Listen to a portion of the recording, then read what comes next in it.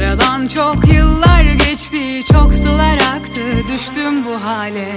Eller heva hevesine düşkün, konuştu halimi yedi mahalle. Herkes anladı ne yazık ki, anlatamıyorum